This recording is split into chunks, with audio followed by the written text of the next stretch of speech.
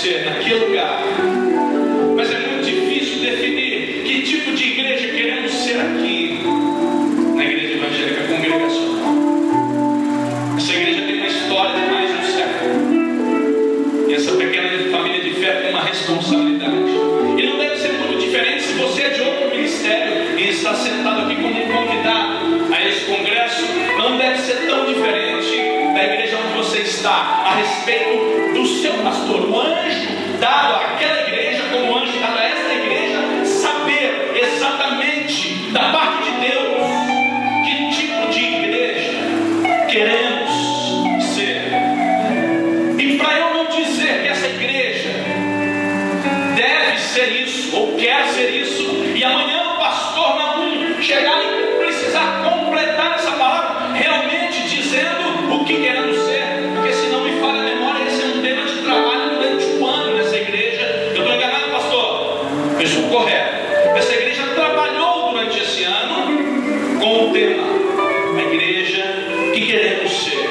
Então você já está bem instruído, você já recebeu boa porção de alimento, e o fim vai ser bom, porque eu creio que através da vida do pastor não há de ser completado sobre você nesse primeiro congresso. Glória a Deus pela vida dos casais que empreitaram esse desafio, porque não é fácil, não é simples. Eu sei o que é isso, eu sei que tipo de resistências são levantadas no mundo espiritual. E a respeito disso, eu sei que o ano vai fechar bem, e sei que Deus já tem dado ao coração do pastor Naum aquilo que vai ser completado amanhã no culto dominical dessa igreja. Agora, se eu preciso abrir esse congresso e deixar também amanhã algo com o pastor Jeová, que é um amigo, que é um homem de Deus, alguém do Ministério Luz para os Povos que nós conhecemos e sabemos que é extremamente prático, objetivo, sensato, dado as coisas do Senhor, para que nós não nos percamos e para que eu consiga fazer uma abertura aqui, eu quero ir pelo caminho inverso. E o caminho inverso é justamente a igreja que não queremos ser. Porque a maioria de nós, exceto minha filha e uns 3 ou 4 de vocês no máximo, nasceram em lares genuinamente cristãos, receberam desde o berço a sua formação plena.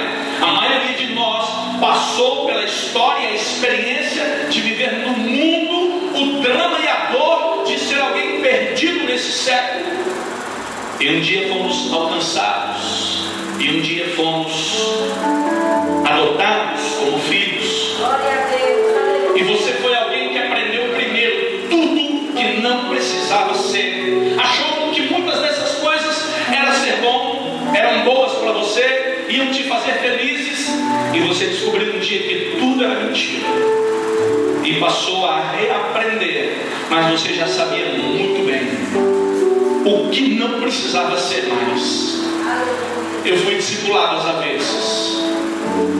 Mesmo dentro da igreja cristã, eu aprendi tudo que um pastor não precisava ser, tudo que um homem de Deus não poderia ser, tudo que um cristão não deveria fazer, tudo. E Deus me incomodava profundamente com aquilo, até um dia eu dizer: Deus, como pode? Não pode ser isso, não pode ser apenas isso, não pode ser apenas dessa maneira. E Deus disse: vou te mostrar como é, mas você vai ter que se posicionar, porque é muito fácil criticar do lado de fora, sem você fazer a sua parte. E eu aceitei, depois de 5 anos de muita resistência, o chamado ao ministério pastoral. E um dia Deus trouxe uma palavra ao meu coração, que é justamente essa palavra que eu quero ministrar. Aquilo que não devemos fazer, aquilo que não devemos ser, aquilo que não tem utilidade a Deus. Eu sei que habitualmente existem alguns tipos de palavras que pastores não conseguem ministrar nos seus altares. Não é maldade dos pastores, não é fraqueza, eu me incluo nisso. Não estou falando nada contra o pastor não, porque não o conheço, mas é quase uma verdade. A igreja atravessa alguns momentos em que nós não podemos dizer determinadas coisas, porque como conhecemos o drama de alguns, eles vão se sentir como o momento deles é delicado, eles vão se sentir abatidos e vai parecer que é algo pessoal. Mas um pastor que você não conhece pode dizer para você o que ele quiser, porque o que ele disser vai proceder da parte de Deus, porque ele não tem nada com você, ele não conhece a sua história, não sabe os seus problemas, não conhece os seus traumas, dramas e lixos, não conhece. E aquilo que eu não posso dizer muitas vezes no altar da minha igreja, um dia eu quero que o pastor Naum lá esteja e diga aos irmãos, em nome de Jesus. Como eu quero aqui hoje dizer coisas que talvez o pastor não possa dizer. Não é porque ele não quer, não é porque ele não é preparado, mas é porque o zelo pela noiva do Senhor revela nele temor. E a condição rasa da maioria de nós não permite que nos nossos púlpitos sejamos capazes de aprofundar. Então, começando o tema, amanhã você vai ter a completude disso que estou começando aqui. A igreja que devemos ser, a igreja que precisamos, a igreja que queremos, a igreja que seremos. Faça isso amanhã em nome de Jesus, pastor. Amém. Mas hoje eu quero começar pelo caminho avesso, dizendo a você as coisas que não queremos ser, que não queremos fazer, as coisas que são inúteis, perdidas, as coisas que não vão edificar. E uma delas está em Marcos capítulo 7, por favor. Vamos navegar um pouquinho pela Bíblia. Eu quero ser objetivo, mas vamos passar pela palavra. Marcos capítulo 7. Marcos capítulo 7 mostra o momento em que Jesus cita uma passagem do livro do profeta Isaías, que está no capítulo 29 de Isaías, e ele diz: Jesus respondeu, Marcos capítulo 7, verso 6. Ele respondeu, achamos? Estenda sua Bíblia, alguém que está sem Bíblia do seu lado, leia junto com ele, partilhe essa palavra. Evangelho de Marcos, capítulo 7, o verso é o 6. E ele respondeu, bem profetizou Isaías acerca de vocês, hipócritas, como está escrito, este povo me honra com os lábios, mas o seu coração está longe de mim, em vão me adoram, seus ensinamentos não passam de regras ensinadas por homens. A primeira coisa que eu quero dizer a respeito daquilo que não queremos ser e que não queremos fazer é honrar a Deus inutilmente, porque Jesus está dizendo que aquela classe de religiosos, como havia sido profetizado há quase 700 anos antes, aquela classe honrava a Deus de maneira inútil e proferiam palavras com as suas bocas de maneira inútil, porque tudo era apenas ensino de homens. Se você tem adorado a Deus, honrado a Deus apenas com o seu exterior, apenas com o que aprendeu olhando o irmão do lado, eu quero te dizer que isso é inútil, dispensável, não tem serventia alguma, e esse é o tipo de igreja que nós não queremos ser. Não queremos ser uma igreja que honra o Senhor inutilmente, porque é muito ruim chegar num momento, depois de ter feito tanta coisa, tanto trabalho, depois de ter passado por tudo, e alguém dizer para você, isso foi inútil, o dinheiro que você guardou tanto não valeu nada. Meu irmão, você pegou essa fila aqui, quantos dias você está na fila? 2 dias. Pois bem, tenho a te dizer que a fila não é essa, você tinha uma informação errada. Entra na outra fila ali, será mais 2 dias. Dura coisa é ser o que não queremos ser, dura coisa é lutar, como Romanos 7 diz, o bem que eu quero, não faço, o mal que eu não quero, esse eu faço. Honra inútil. E eu quero continuar no texto mostrando para você outras coisas inúteis. Vá a 1 Pedro capítulo 3, verso 7. 1 Pedro 3, 7. 1 Pedro 3, 7. Essa palavra está dirigida aqui a maridos, mas se encaixa tanto as esposas como a qualquer um de nós. Não quebra a comunhão, não quebra a honra. 1 Pedro capítulo 3,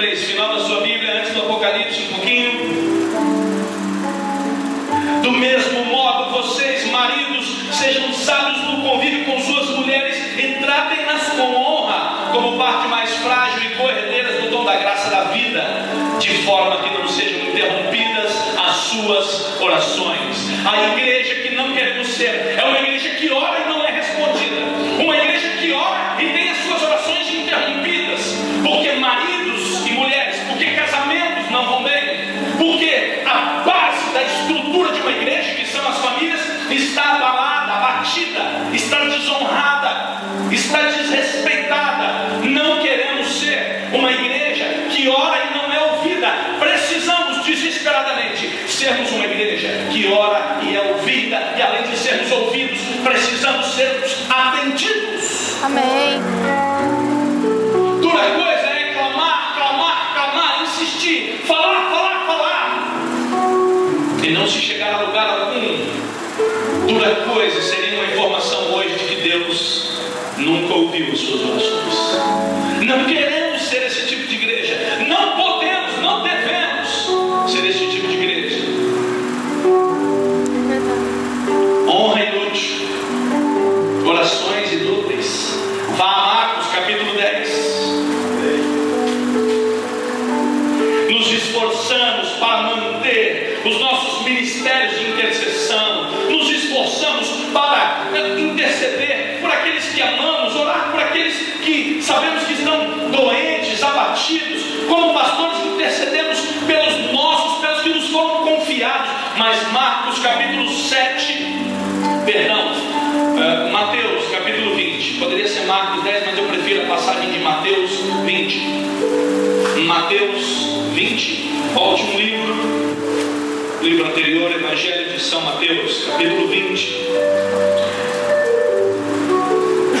Olhe para mim, a coisa mais nobre que o pedido de uma mãe a respeito do seu filho. A palavra diz que uma certa mãe cananeia se achega a Jesus desesperada por causa da sua filha endemoniada. E Jesus diz que aquele pão não era para ela, diz que era para os filhos da casa de Israel. E ela clama pelas migalhas, e Jesus vê fé naquela mulher sirfenícia, cananeia, naquela mulher gentia, e em vida estende uma palavra sobre ela que liberta a filha dela. Esse é um dos textos mais lindos da palavra sagrada, que mostram que a intercessão de uma mãe é muito poderosa. Mas eu quero te falar do pedido de uma mãe, um pedido inútil, um pedido desprezível, uma intercessão que não serve. Repita comigo: não queremos ser uma igreja que intercede em favor de nada. Vamos ler o texto. Mateus capítulo 20, verso 20. Então aproximou-se de Jesus a mãe dos filhos de Zebedeu com os seus filhos, e prostrando-lhe, fez-lhe um pedido. O que você quer? Perguntou ele, e ela respondeu: declara que no teu reino estes meus dois filhos se assentarão, um à tua direita e outro à tua esquerda. Disse-lhe Jesus: vocês não sabem o que estão pedindo. Podem vocês beber o cálice que eu vou beber? Até aqui é suficiente. Você conhece a história, o pedido da mãe desses dois discípulos, pedindo para estar em um lugar de honra ao lado de Jesus do reino. E Jesus vai dizer: esse lugar não me compete, são para aqueles a quem o meu Pai reservou, porque a salvação é um dom, mas o reino é tomado por esforço. Não, isso aqui não é um presente, isso aqui não é uma coisinha que possa ser dada a alguém que tem mais contato, que está mais próximo de mim. Isso é algo entre Deus e os céus. E essa intercessão dessa mãe é inútil. E eu quero, através disso aqui, dizer que existem intercessões que não servem para nada. E não queremos ser uma igreja que intercede ao nada, por nada, que não tem a sua intercessão ouvida. Que valor teria? Eu não sei aqui, mas na nossa igreja temos pessoas que chegam antes do culto e se reúnem para intercessão, e elas se encontram durante a semana e intercedem. E outro dia eu vi um problema entre elas e falei: se vira, resolve, eu não vou levar a igreja para frente sem intercessão não. E não façam a intercessão de vocês ser inútil. Não interceda por aquilo que é contra a vontade de Deus. E muitas vezes temos orado, intercedido inutilmente. Não é esse o tipo de igreja que queremos ser.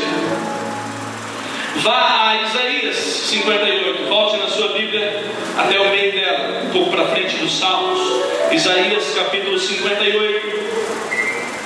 Já que falamos de oração, de intercessão, de honra, de adoração, vamos falar de jejum. Isaías 58 diz que o verdadeiro jejum, olha para mim, esse texto é longo, eu não quero ler.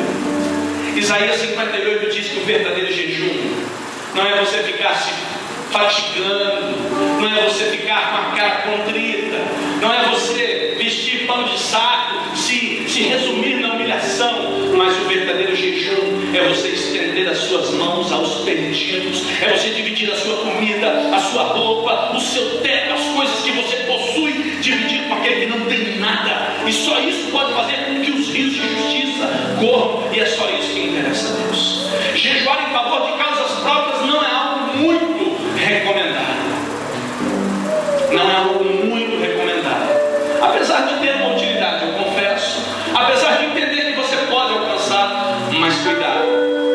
Se o dia de jejum, a palavra diz, for um dia que você fica trocando socos, cuidando só dos seus interesses, se não é um dia espiritual, mas apenas um dia de sacrifício, eu quero te dizer que é melhor obedecer do que sacrificar. E eu acredito profundamente no jejum, não acho que ele passou, não sei o que essa igreja ensina, não estou preocupado em combater a doutrina dela e nem em apoiar. Estou preocupado em dizer que se Deus falou alguma coisa a respeito de jejum, eu tenho que aprender. E uma coisa que eu não quero é fazer um jejum inutilmente. Não queremos ser uma igreja que jejua em favor de nada. Uma igreja que jejua só por jejuar, só para dizer que estamos numa campanha, num movimento, num acontecimento, não tem serventia. O seu jejum precisa ser algo espiritual, precisa ser uma ação, precisa ser uma doação, precisa ser algo que realmente tenha valor aos olhos de Deus, porque Deus não está mais interessado em ritos e sacrifícios, mas está interessado em justiça, em verdade, em santidade, em quebrantamento, em humilhação. Não humilhação como você conhece a palavra, não humilhação como quando os nossos vizinhos, os nossos familiares nos humilham por algo, mas humilhação no sentido de humildade, no sentido de reconhecermos quem somos, onde estamos, a que fomos chamados. Vá, 1 Samuel capítulo 13. Falamos então de honra inútil, falamos de oração inútil, falamos de intercessão inútil, jejum inútil. 1 Samuel capítulo 13. Livro do profeta Samuel, 1 Samuel, Antigo Testamento. 1 Samuel capítulo 13. Vá ao verso 11. 1 Samuel 13, 11.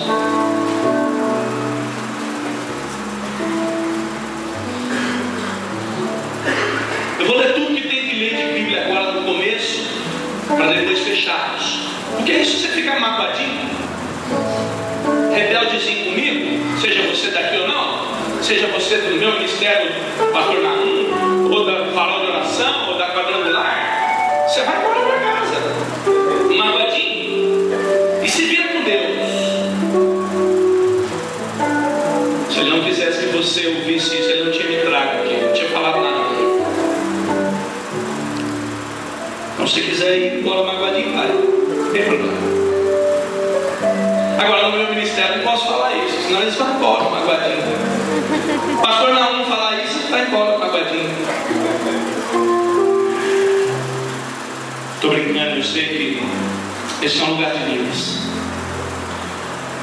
1 Samuel capítulo 13, verso 11.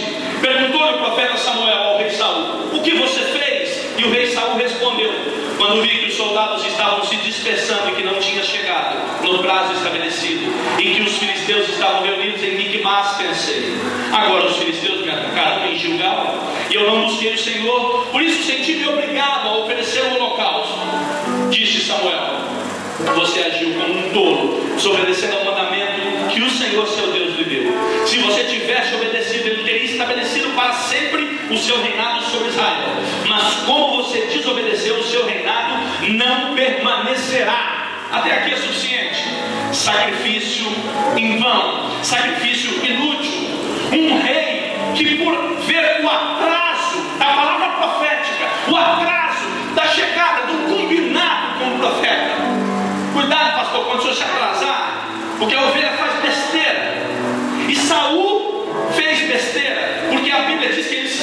obrigado a sacrificar.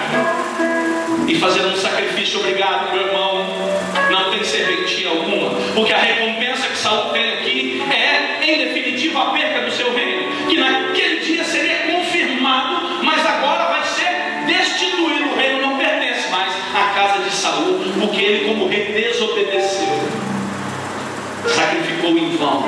Não queremos ser uma igreja que faz sacrifícios em vão, que trabalha e não alcança a recompensa, ou que trabalha e ao alcançar a recompensa é tudo que você não queria, tudo aquilo que você mais detesta chegou. Não queremos ser uma igreja que sacrifica em vão. Não precisamos ser uma igreja assim. Se estamos falando de sacrifícios, vamos, sabe lá Deus onde? Atos capítulo 5. Atos capítulo 5. Nossa, esse pastor lê Bíblia demais. Meu irmão, você não lê em casa, eu tenho que ler aqui, porque se você lesse em casa, eu só falava a passagem, você já conhecia a história. Então, você não leu, eu tenho que ler. Senão, como é que eu vou explicar a palavra de Deus aqui? Não é não, pastor? Você conhece, essa aqui eu sei que você conhece. Atos capítulo 5. A história de Ananias e Safira. A Bíblia diz que eles venderam as suas propriedades e vimos milagres maravilhosos que os discípulos faziam e quiseram se achegar naquela comunidade que crescia e era santificada. Quiseram chegar no meio daquele poder. A Bíblia diz que venderam as suas propriedades e trouxeram a maior parte, provavelmente, aos pés dos apóstolos, mas guardaram uma pequena parte. Queridos, eu não sei se eles dizimaram, ofertaram 90% e guardaram 10%. Eu não sei se foi meio, eu não sei. Eu sei que quando você olha para uma pessoa, se você a conhece na comunidade, dá para você mensurar o patrimônio dela. Você sabe que carro ela tem, se ela tem uma casa própria ou não, se ela mora numa fazenda, se é dela ou não, ou se é lugar. Dá para fazer um levantamento da vida da pessoa. Então não dava para ele pegar um pouquinho e esconder um montão. É o contrário. Deram um montão, mas resolveram guardar um pouquinho. O que Ananias e Safira conseguem com essa oferta inútil? Qual é a recompensa da oferta de Ananias e Safira? Qual é a recompensa? Morte. Que é isso, queridos? Nós estamos falando de Novo Testamento. Como é que uma pessoa, ao vender os seus bens, recolher uma parte, pegar a outra grande parte, levar aos pés dos apóstolos, recebe como recompensa a morte? Que tipo de oferta é essa? Que ao invés de receber as bênçãos de Deus, que ao invés de ser uma semente naquilo que é bom, gera morte instantânea a um esposo e a uma esposa que eram fiéis um ao outro. Fidelidade inútil, porque a fidelidade deles era para o mal, era para a mentira do Espírito Santo. Como diz Pedro, não queremos ser uma igreja que oferta inutilmente, que oferta sobras, que oferta quando a igreja fica apertada, que oferta quando algum irmão tem uma necessidade, que oferta quando os recursos da igreja não estão dando para cumprir os compromissos mínimos. Queremos ser uma igreja que oferta livremente, de maneira liberal, e que recebe todo o fruto das suas ofertas, da sua relação financeira com Deus, da sua relação de fidelidade com Deus. Não queremos ser uma igreja que oferta e recebe como recompensa a morte.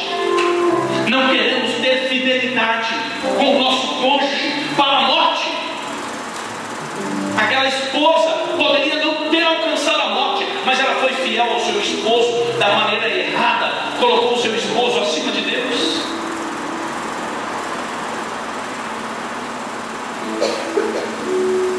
Vá aos profetas menores, um pouco antes dos evangelhos. Amós, capítulo 5, verso 21.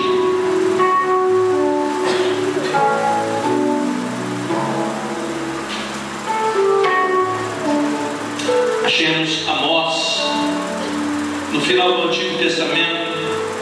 Vá ao capítulo 5, verso 21.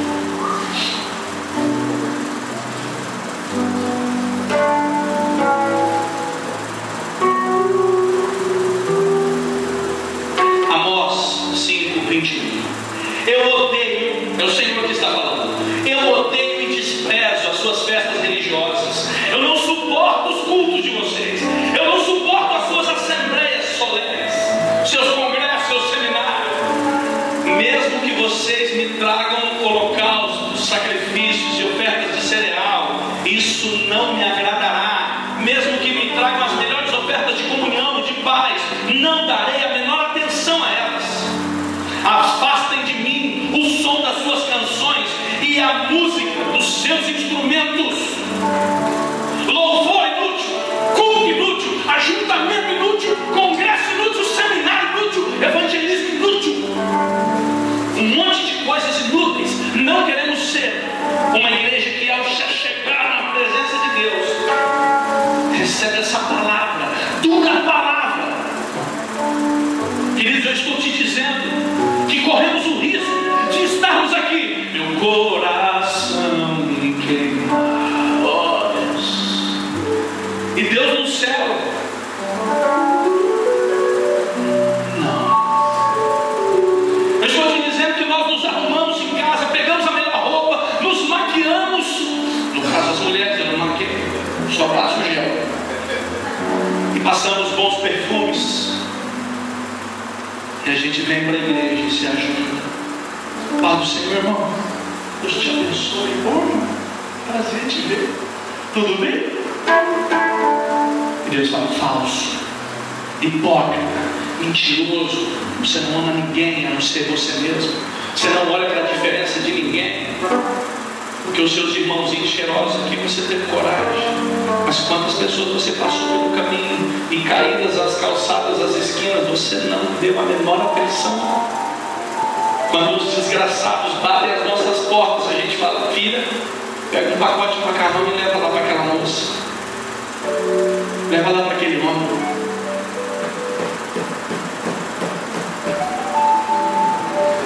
Eu quero te dizer uma coisa: nem o ministério onde estou, nem o ministério onde você está, nem o ministério